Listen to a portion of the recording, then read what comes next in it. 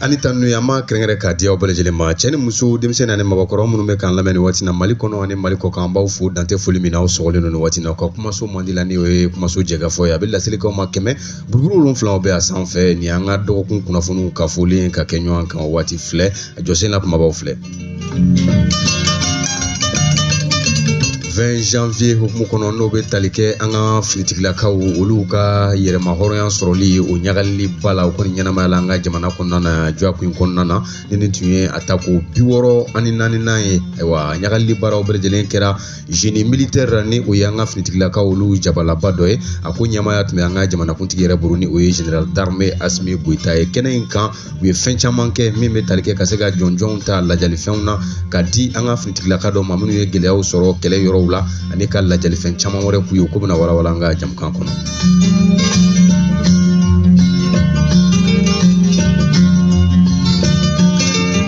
ISC kuna funi hukumu konna na chenchen fuga jamana saba farale nyogon ka olu ka bara boludale hukumu konna la sa famiye amanya mabaye ni uye general d'armée Assimi Goïta na le kile nefne mali jamana kuntigi ye olu konye kibaru ya bo dogo kun konna na membe talike ka nyeshi mali jamana ale ka passeport 3 ISC ta oglali kunyoma abe chugo jumende la abena nafa jumende nye akomna ke chugo di ufana bena wala wala jam kan kono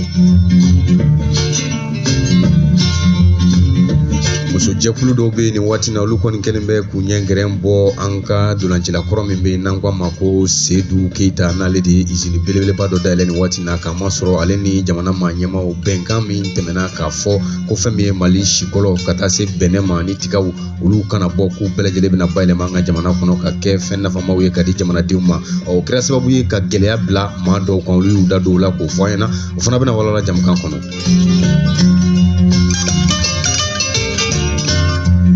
balma nindi anga bi jwakun kuna funu josin la mabaw ye mimina wala wala aw ye sanga ko kono sogolen katona foli ani tanu yama krengere ka dia o velejele ma o munu me kan la me yoro surun ani yoro jan biye sibiri ye min bena janvier kalo kile mugon ani duru ma samba fla ani mugon ani duru aw sogolen be radio jega fola anga jwakun kuna funu wati do meme ka lasi aw ma Sekou Traoré fe ne ko krafejuru bamba me jibi fe YouTube sira o be Sylvie Dakobolo aw bismillah kuna funi kenekan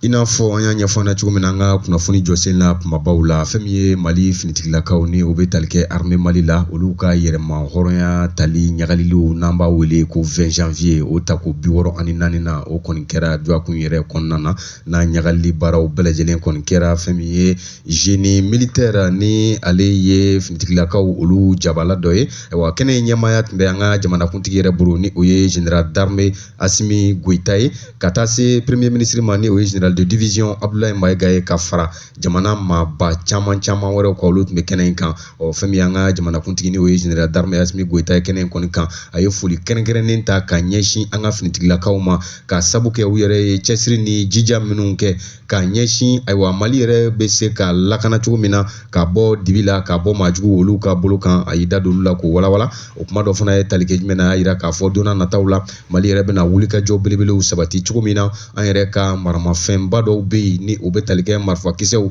kata se kelege minen suya wore o mawlu be se ka faranywan kan an yere ka jamana konna ka soro mabo jamana wore la o de mu konna na femiye la jali sebe ni o wole nyimando sebe nangwa mako attestation o fana tara ka di finitigla ka do mamunu joro bunyana ani nu ye geleya usoro kele daga konna na ka sabuke faso o kisili o ina fu ba ke chugumina ka korokene ko ni kunchera ni mi o de kata bo ma banabato ye ani ka dumunike ni uye jamana kuntigi fokata se ministre de la défense et des anciens combattants rema ni uye Sadio Camara o kene kunchele Sadio Camara ale da kunye damado fayna nga je ko lame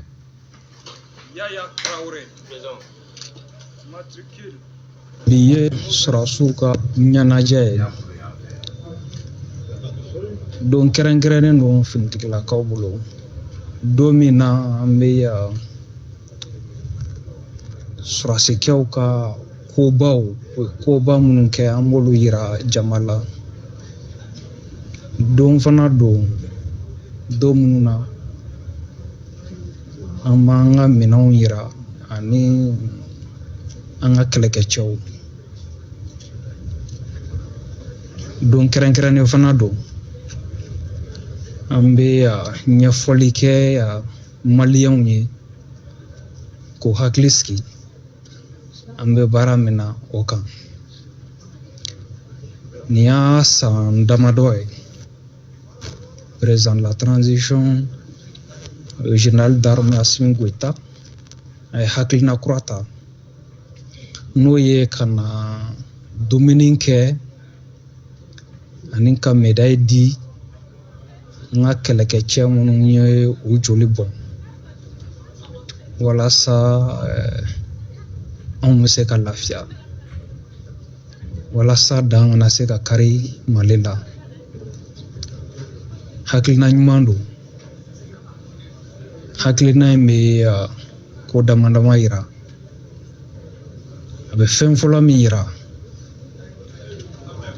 président yɛrɛ ka jamana kanu, ka tila k'a yira k'a fɔ maliden si tɛ to kɔ, a b'o yira. A bɛ fɛn filanan min yira o ye ɲɛmɔgɔ ka gɛrɛ ani minnu bɛ baara kɛ ɲɔgɔn fɛ, kɛrɛnkɛrɛnnenya minnu b'a duguma.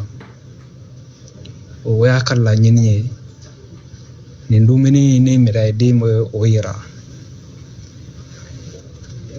A bɛ fɛn sabanan min yira o ye an ka dɔgɔtɔrɔw ani service social olu bɛ baara kɛrɛnkɛrɛnnen min na n'a yelen tɛ kuma bɛɛ. Olu de bɛ an ka finitigilakaw ka kɛnɛya kɔlɔsi, k'u ka hakili kɔlɔsi, ka tila k'u janto u ka denbayaw la, k'u janto population civile la. O de b'a to sɔrɔdasikɛ bɛ kɛ kɛlɛyɔrɔ la a hakilila tigɛlen. Nin tun ye général Sadio Kamara ye, ni ale ministre de la défense et des anciens combattants ye, fɛn min ye 20 janvier ale ɲagaliliw kɛnɛ kan. Balimaw n'an bɔra an bɛ to kunnafoni kɔnɔ halisa muso jɛkulu dɔw kɔni ni waati na olu dusu kasilen bɛ kosɛbɛ kosɛbɛ ka sabu kɛ jamana ɲɛmaw ka sariyakisɛ dɔw tali kɛra sababu ye ka gɛlɛya se u ma. O sariya dɔw bɛ tali kɛ jumɛn na? An ka jamana maa ɲɛmaw kɔni y'a ta waati laban ninnu kɔnɔ k'a fɔ Mali sɛnɛfɛn dɔw bɛ yen olu bɔli k'o tɛ kɛ bilen, n'o dɔ bɛ tali kɛ sikɔlɔ la ka taa se bɛnɛ ma ani ka taa se fɛn min ye tiga o ma.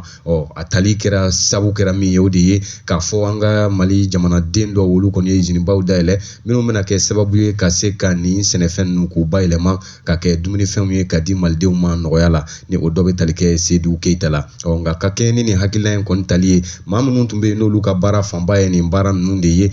u ka kuma la u y'a jira k'a fɔ nin kɛra sababu ye ka gɛlɛyaba de lase olu ma. Ka sabu kɛ mun ye? N'a y'a sɔrɔ jamana maa ɲɛmaw ye nin hakilina in de ta k'a fɔ k'a bɛna di maliden dɔ ma, kɛrɛnkɛrɛnnena Seydou Keita, ko Seydou kɔni ma se ka olu ka sɛnɛfɛn ninnu k'u san bilen, wa k'a bɛ ka to olu bolo, tiɲɛni dan bɛ don olu kan. O de la sa u bɛ ka wele da ka ɲɛsin jamana maa ɲɛmaw ma cogo min na u bɛ se ka kɔfilɛ kɛ olu la, ka fura jɔnjɔn ɲini cogo min na nin gɛlɛyaba min n'a filɛ u kan n'u ka sɛnɛfɛnw bɛ ka tiɲɛ, o ko bɛɛ lajɛlen bɛ se ka jɔ. An ka jɛ ka Setu Babi lamɛn, ale ye coopérative in maa ɲɛmaa ye, a bɛ caman fɔ an ɲɛna a ko kan. N'an y'a ta si la, Mali exportation si c'est 800 000 tonnes. 800 000 tonnes, an ka kuma lamɛn, 800 000 tonnes de bɛ Mali kɔnɔ. Ni 800 000 tonnes ta, n'i y'a ko k'i b'a kɛ wari la, ça te fait 160 milliards de francs CFA. An bɛ mun ladon san o san ka na san. O y'a ye an b'a san prix min na musow bolo. M'a dɔn baarakɛlaw ni fɛn bɛɛ. O mana bɔ yen, usine mɔgɔw ko k'olu mago bɛ 16 000 tonnes. Usine ba in k'a mago bɛ 16 000 tonnes. Mali si bɛ mun san, o bɛɛ mana to yen. Mun bɛ to Mali kɔnɔ, wallahi usine tɛ Mali kɔnɔ mun bɛ s'a kɔrɔ. Afrique bɛ Mali ɲɔgɔn tɛ kɔlɔ la. N'an ye sikɔlɔ ta, muso million 5 de bɛ baara kɛ sikɔlɔ la. C'est 5 millions de femmes. N'i y'a lajɛ u bɛ fɛn mun balo dans ce temps là. Wa n'i y'a ye a man ka ca, an ko kolo ma den, ɲinan kolo bɛ den. An bɛ ka 800 000 tonnes kan tɛ s'a kɔrɔ parce que an bɛ kolo baara kan. N'i y'a ye salon an ye kolo san ka mara, an y'a ta ka mara. O mana bɔ yen, Sésame, Benin, dɔw min ministre bɛ nin décision sigi. Ministre sigira face à face, n y'a f'a ye n ko Benin bila. Benin t'an ka fɛn ye. Seydou k'o don, usine Seydou Keita k'o don k'ale bɛ 16 000 tonnes de san usine na. Ne tugura ko Seydou dabɔ Benin na, Benin tɛ ka programme ye. na kuma indi ba kuma segima parce que aya ira bi kat se ka benesa amina tabulo mo se ka bene bara o 16 tonnes o don to la akli be bidurla o tara sigi kene ka o be kuma aka conseil dukure mba to fi donc do ba fa conseil do be me bimba to fo dukure ko uni de ko daka tuguni datu ga tugabe ke bidure o te la ili nyuma inde ko ni datu gura tigabe jiki bidure nya fuye akwali sedu ko do ko banque cité ale ka milliard d'argent kono banque cité ale ka milliard te banque mo kono ba makoya ale nana ka faso de demain parce que ale mago ti warla ale ballon ta ay war sor badina donc ale nana usine jo pour que faso ka nokoy alhamdulillah nana na ko be nana usine jo dembe biya tabaka de bulu ministre de décision munta amake ko jukama ayake pour que ka jamana defen mais ni ya tani abe ka jamana de bi mo million tan sigle no te barala et c'est ko milliard be bro do c'est kulela kakasi kale ka 14 milliards de usine te ka baraka kasi ka nyeji ministre ko idade ambi debe 14 milliards milliards be mo ko no banque kono e kasira ka nyeji po anyeji ne de ko ta kasira sal kono ka nyeji po ministre mo ka ki dade kaba deme e kasira parce que e ka warde be ka ci sene kala mulu ya sene mi ulu be million e ko milliard be bolo ulu ko million kelembe ulu bo san kono million kelembe ulu ka bara be ke bo mo so furo kono bo ka dembe asa kono o mi obi benene tonendo ka to e c'est du grand kelemasa c'est du ko ale ka programme yene te benin ale te benin fait benin de ses amis ou ya imposé ko ale bina hal 2000 tonnes musa basa pour la forme parce que ya da douala o to ko juguyo mo ko be se ka fendo ke ba ke fendo de kama mais ni ya be kana ni cheni si c'est vrai be ka mu fokali na jamana de kama jamana de million tambe ka sila nyechi la o te ka dumunike o be ku ndukwa nyo nuka bonu ka tigata ka fere parce que benin de be senegal ka ke ka balo sa sisa o te ka barasa ona na faso de nyima kama o mana fa de mo nyini gouvernement fait parce que an ko be kuma o ba fa ko an bi o yene ka kuma ye kuma depuis premier jour be ne kuma kule kelene la nu ya dabo faso nyima de kama izini nyoronte hali nyo usine tanu be se karanga kana na ama ko bola parce que na ma do faranga soroka ati foi banga soroka nyo de fo produit me mali kono ta sakoro prix de bukele me ko bla nyo kona on se ka prix on se ka ta ako foka bene de fie kata dama ale se ka sa il faut que en commerçant ga sanga dama ama dorme kelen dama anga war tabulu o to ma be baraka le de ama baraka se de ndebe kuma ndebe ka se de jalaki na soro chiado se de kloben kana ni chiado e ko keda na faso de kama faso fleka sa ino fe ande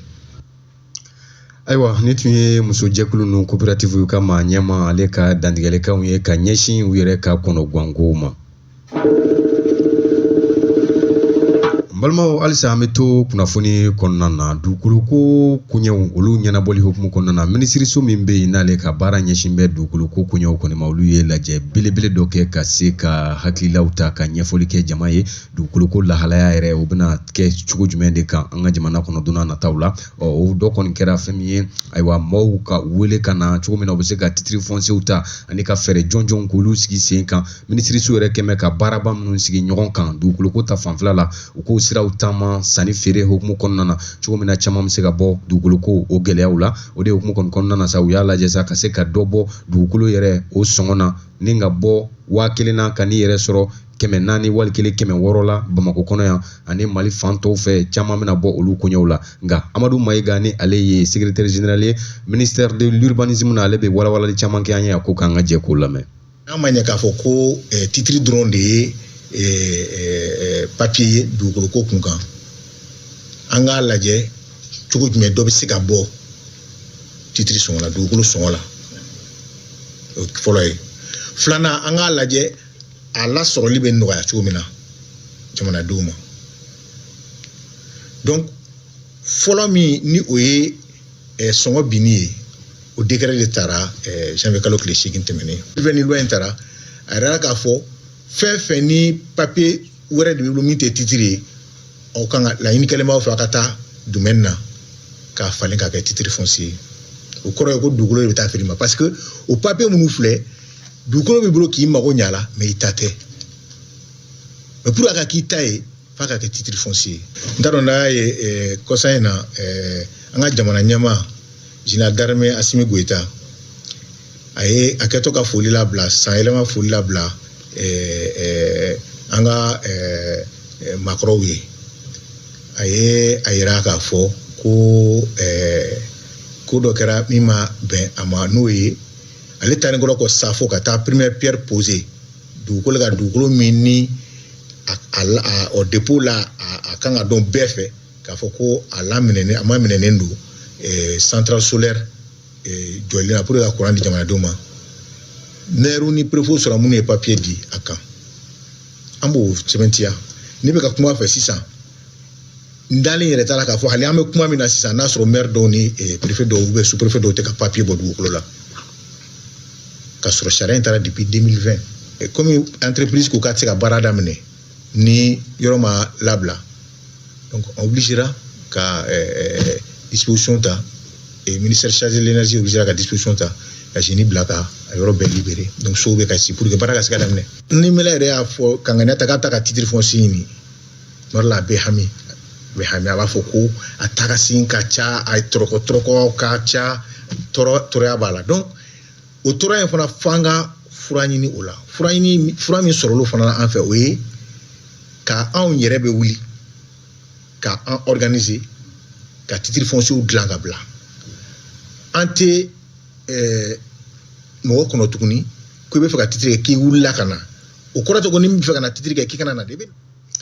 ayiwa nin tun ye Amadu Mayiga ale mankan ye ni ale secrétaire général ministère de l'urbanisme la balima halisa an bɛ to an ka kunnafoni kɔnɔna na ayiwa san 2024 gɛlɛyaba minnu sera ka mɔgɔw sɔrɔ ka funteni ka taa se sanji ale ka cɛnni ma ayiwa fɛn min y'an ka minisiriso min ye n'ale ka baara ɲɛsinnen bɛ kɛnɛya ani sigida lakanani koɲɛw ma ale ni UNICEF ka bolo di ɲɔgɔn ma kɔni hukumu kɔnɔna na u sera ka lajɛ dɔw kɛ cogo min na u bɛ se ka fɛɛrɛ kɛrɛnkɛrɛnnen sigi sen kan cogo min na maa minnu ye gɛlɛyaw sɔrɔ ka dɛmɛ dɔ ta ka ɲɛsin u ma ani a kɛra sababu ye ka cɛnni minnu kɛ o wo ka se k'olu fana don yanni san 2025 taw na waati cɛ ani ka se ka fɛɛrɛ jɔnjɔn kɛrɛnkɛrɛnnenw fana sigi ni gɛlɛya ninnu ka u kiimɛli kɛ k'a lajɛ ani u kan ka mun de kɛ joona musaka jumɛn de kan ka fara ɲɔgɔn kan joona cogo min na a gɛlɛyaba ninnu ka se k'u kunbɛn jamanadenw yɛrɛ olu ka hɛrɛ kama kɛnɛ in kuncɛlen kɔfɛ fɛn min ye minisiri min bɛ yen n'a ka baara ɲɛsin bɛ kɛnɛya ani sigida yiriwali ko ma ni o ye ministre de la santé du développement social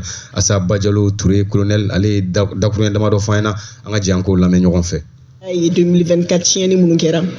inondation minnu kɛra ji ye tiɲɛni minnu kɛ yɔrɔw la ka kɔn ma acteurs humanitaires ani état mɔgɔw an bɛɛ farala ɲɔgɔn kan k'a lajɛ jamanaden minnu mago bɛna se fɛn ma 2025 kɔnɔ k'a essayer ka hali budget k'a la a kɛ livre ye pratiquement n'an b'a fɔ min ma plan k'a fɔ jan'o cɛ dɔgɔkun tɛmɛnen na jumadon ne ma fili an taara yira premier ministre la n'o ye général de division Ablaye Mayiga ye a fɛnɛ ka hakilinataw di a ko kan n'o fɛnɛ tɛmɛna nin plan kelen an bɛna taa n'a ye fo Genève ka taa plaidoyer kɛ parce que bɛɛ b'a dɔn nafolo ni fɛn minnu dɛmɛ minnu bɛ kɛ a bɛɛ bɛ bɔ yen de donc an yɛrɛ bɛ taa n'an ka sɛbɛn k'a yira k'a fɔ nin y'a siɲɛ fɔlɔ de ye Mali bɛ ka nin baara in kɛ ka taa yir'u la an kɔni bɛ bɔ Mali la an mago bɛ nin na a bɛɛ sɛbɛnnen b'a kɔnɔ u yɛrɛ bɛ se ka tugu an nɔfɛ k'a lajɛ donc n'u ye musaka min di u bɛ se ka na an k'a lajɛ a bɛ kɛ cogoya min na a dabɔ kun tɛ dɔwɛrɛ ye maliden bɛ ka lafiya sɔrɔ. ne tun ye Assa Bajalo Touré ale mankan ye ni minisiri dɔ min ka baara ɲɛsin bɛ kɛnɛya ani sigida yiriwali koɲɛw ma. balima halisa an bɛ to kunnafoni kɔnɔ an ka diinɛ lasela dɔ n'an ko a ma ko imam Seku Sidibe ale kɔni welelen tun don police cybercriminalité fɛ ni o ye kiiriso ye minnu ka baara ɲɛsinnen bɛ bɔlɔlɔ sanfɛ ko koɲɛw ɲɛnabɔli ma a welela kun min na o de ye k'a fɔ a ye dɔgɔyalima dɔw ta ka ɲɛsin finitigilakaw ma ani dɔgɔyalima min yɛrɛ n'a bɛ se ka kɛ sababu ye ka dangari jamana na o de la a tun welela kabi kunun juma min n'o bɛnna janvier kalo tile 24 ma san 2025 ayiwa a lamɛnni kɔfɛ sa an ye kunnafoniw sɔrɔ k'a fɔ ko mandat de dépôt ni o de ye ka don kaso la ni ka da suwa da la fɔ waati jan ko kɔni dira a ma ni waati na a kanubaw na a lafasabaw olu kɔni bɛ ka wele bɛɛ lajɛlen da ni waati na cogo min na kiiritigɛlaw bɛ se ka bolo bɔ olu ka alimamiba in kan hali n'a sɔrɔ olu kɔni ka hakililaw ye nka maa caman fana bɛ yen olu kɔni gɛn bɛ k'a jira k'a fɔ nin baara min kɛlen filɛ ta k'a ɲɛna ko sabula ni maa minnu filɛ nin ye ninnu de ye kojugu kolokolobaw ye jamanaw kɔnɔna na hali n'a sɔrɔ ko jamana maa ɲɛmaaw kɔni ye wele bɛɛ lajɛlen kɛ cogo min na bɛn ani kelenya u bɛ se ka sabati silamɛw yɛrɛ dama ni ɲɔgɔn cɛ ani ka taa se ayiwa diinɛ wɛrɛw ma ani k'a ɲini ayiwa fɛn min ye diinɛ lasela ninnu ye u bɛ baara min kɛ u ka dan u ka hukumu kɔnɔna na nka u kana yɛlɛ politiko sira kan maa caman y'a jira k'a fɔ jamana ɲɛmaaw kɔni y'o laɲini kɛ ninnu fɛ ko nka ni maa min ma to hukumu kɔnɔna na n'i ye min sɔrɔ o y'i yɛrɛ ka laɲini ye. balimaw n'an bɔra yen an bɛ to kunnafoni kɔnɔna na IEC n'o bɛ tali kɛ cɛncɛnfuga jamana 3 faralen la ɲɔgɔn kan Mali Burkina Faso ka taa se Niger ma olu ka baara bolodalen olu kɔni waleyali kɔnɔna na dɔgɔkun in fana kɔnɔna na u sera ka ɲɛtaga belebele kɛ o dɔ bɛ tali kɛ jumɛn na ka se ka finitigila ka kɛrɛnkɛrɛnlenw bila IEC ka bolo kan minnu bɛ bɔ Mali Burkina fo ka se Niger la u saba ka se ka fara ɲɔgɔn kan k'u bolo di ɲɔgɔn ma ka minɛnw kɛ kelen ye ka se ka jarawulilaw ka olu kɛlɛ o sikafɔ kɔni kelen ko bɔra ni jaabi min o de ye k'a fɔ fɛn min ye finitigila ka 5000 bɔ ɲɔgɔn olu kɔni bɛna bila IEC ka bolo kan minnu bɛna munumunu ni folofolo kɛ jamana 3 ninnu ni ɲɔgɔn cɛ u danjɛw ka taa se u dogodogo ɲɛw bɛɛ lajɛlen ma jarawulikɛlaw ma kɛ wo kɔnɔ ka se ka u dagabɔ maaw dala jamanadenw olu yɛrɛ ka lafiya kama o hukumu kelen kɔnɔna na fɛn min ye confédération ma ɲɛma yɛrɛ ni o ye général d'armée Assimi Goïta ye ale fana ye kunnafoni dɔ bɔ juakun in kɔnɔna na min na bɛ tali kɛ ka ɲɛsin IEC a jamana dɔ kɛrɛnkɛrɛnna Mali o ka passeport kura o bɔli ma kunnafoni kɔnɔ a kɔni y'a yira k'a fɔ ko ka kɛɲɛ ni IEC ka baara bolodalen cogow ye ko kunnafoni bi da a jamanaden bɛɛ lajɛlen tulo kan ni diɲɛ seleke naani bɛɛ lajɛlen ko k'a fɔ IEC ka passeport kura o folofololi baaraw bɛna daminɛ ka kɛɲɛ ni janvier kalo tile 29 ye san 2025 ko la sa k'a ɲini bɛ maa bɛɛ lajɛlen fɛ passeport kɔrɔ ninnu bɛ maa minnu bolo nka ni olu waati kofɔlen ma ban fɔlɔ k'olu bɛ se ka baara kɛ ni u ta o ye ko nka n'a ka di maa min fana ye ka se ka falen don i ka passeport la ani ka IEC tamasere o ka se ka sigi a kan ka CEDEAO bɔ a kan k'i bɛ se ka laɲiniw kɛ ayiwa don n'a nataw la o baara fana bɛna kɛ ka kɛ ni nin kunnafoni kelen ye min bɔra confédération IEC ma ɲɛmaa yɔrɔ ko a bɛ jamanaden bɛɛ lajɛlen hakili sigi k'a fɔ maa minnu bɛ yen n'olu bɛ yɔrɔ kofɔlen ninnu na Mali Burkina ani Niger u na wulikajɔ bɛɛ lajɛlen boloda cogo min na u yɛrɛ ka taa ni ka segin olu bɛ se ka kɛ bonya ani karama kɔnɔ ani fɛn sinsinlen ko n'an farala ɲɔgɔn kan sebaaya kan b'o sɔrɔ lettre in kɛla ka bɛn janvier kalo tile 23 ma san 2025 Bamakɔ maa min bolo nɔ bɛ a sɛbɛn na u ye général d'armée Assimi Goïta ye o hukumu kelen kɔni kɔnɔna na Mali ka passeport kura fana o bɔli bɛna baaraw bɛna daminɛ i n'a fɔ a fɔra cogo min na ka kɛɲɛ ni janvier kalo tile 25 ye 29 ye san 2025 a folofololiw bɛna daminɛ o de la fɛn min ye colonel Mamadu Suguna ale kɔni bɔra ka walawalali dɔw kɛ a bɛ cogo jumɛn de la baara bɛna kɛ n'a ye cogo di ani laɲini jumɛn de bɛ olu yɛrɛ la a bɛ walawalali kɛ an ye o la an ka jɛ k'a lamɛn CEDEAO tamasere tun bɛ yɔrɔ min na o tɛ yen bilen an ka jamana tamasere de bɛ yen sisan n'a bɛ f'o ma ko armoire n'i ye sanfɛla lajɛ i yɛrɛ b'a ye an ka jɛkulu kura n'a bɛ f'o ma ko confédération des états du Sahel AES o de sɛbɛnnen don sanfɛ jamana mun yɛrɛ ka sɛbɛn don ni k'o tɔgɔ sɛbɛn a duguma an ye Mali ye a sɛbɛnnen filɛ République du Mali o duguma n y'a fɔ cogo min na ka jamana ka tamasere bila yen ni tuguni ka sɛbɛn a duguma ko passeport donc o ye yɛlɛmaba ye ani dɔ in cɛ CEDEAO jata kan bilen an yɛrɛ ka jamanaw ka tamasere de b'a kan an yɛrɛ ka jamana ja de b'a kan n'i y'a yɛlɛma kɔfɛ i b'a ye sa an ka kulu kura in n'a bɛ f'o ma ko AES o ka tamasere n'a bɛ f'o ma ko logo o de bɛ kɔfɛ n'i y'a yɛlɛma jamana tamasere bɛ yen n'a kɛra Mali ye nin ye Mali tamasere ni Burkina don i bɛ Burkina tamasere ni Niger don i bɛ Niger tamasere ni tamasɛbɛn kura in bɔli o tɛ ko kɔrɔlen minnu tun b'an bolo ni wagati ma ban fɔlɔ k'olu tɛ mago ɲɛ bilen o tɛ n'i ka tamasɛbɛn passeport kɔrɔlen b'i bolo CEDEAO ta n'a wagati ma ban fɔlɔ a bɛ mago ɲɛ fo ka se a wagati banni ma nka ni e yɛrɛ k'a fɔ bɔn an yɛlɛmana bi an bɛ AES de la a ka di n ye ne ka taa n ka tamasɛbɛn n ka passeport falen k'a kɛ AES ta ye o yamaruya dilen don i ma i bɛ taa